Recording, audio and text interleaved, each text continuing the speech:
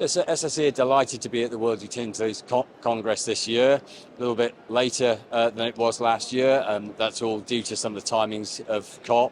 We're obviously delighted as well that we're part of UNESA, which was set up as part of COP28 back in Dubai last year. Our participation here really is around sharing ideas about how we go through the energy transition with global companies, leaning into the leadership of people like TAQA, who are developing a whole variety of technologies, whether it's generation, whether it's grids and things of that nature. And a big theme of what we're going to be doing here is around supply chain. Building supply chain to try and build all we need for the energy transition is going to be critical. The COP sessions are incredibly useful in bringing people together. I think we've definitely seen some slowdown in renewables, both regionally in Europe and globally as well. I think we need to accelerate the deployment of that. What I have seen is real acceleration of networks and things of that nature. But for me, again, I would go back to supply chain. Are we building all the supply chains we need? If we've got offshore wind turbines, do we have enough boats to install them? Things of that nature. And that's what a lot of the conversations are going to be about today and over the next couple of days.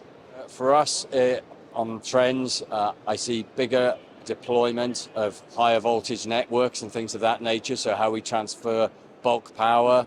We've gone from sort of 1,200 megawatt lines 5 years ago to 2,000 or 2 gigawatt lines now.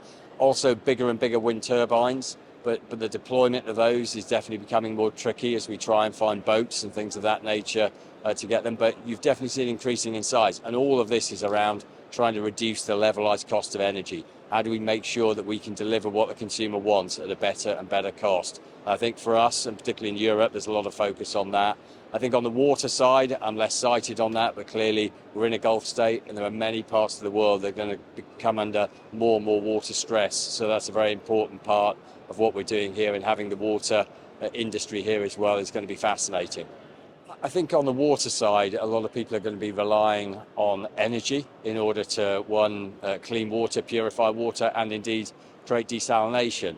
So what you're seeing there, a little bit like we've seen in the news recently about AI and data centers, increasing the amount of consumption of energy. We're going to see increased consumption of energy to provide water to places. So I think it's really important as we go forward and we plan, are we going to see a doubling or tripling of global energy needs by 2050?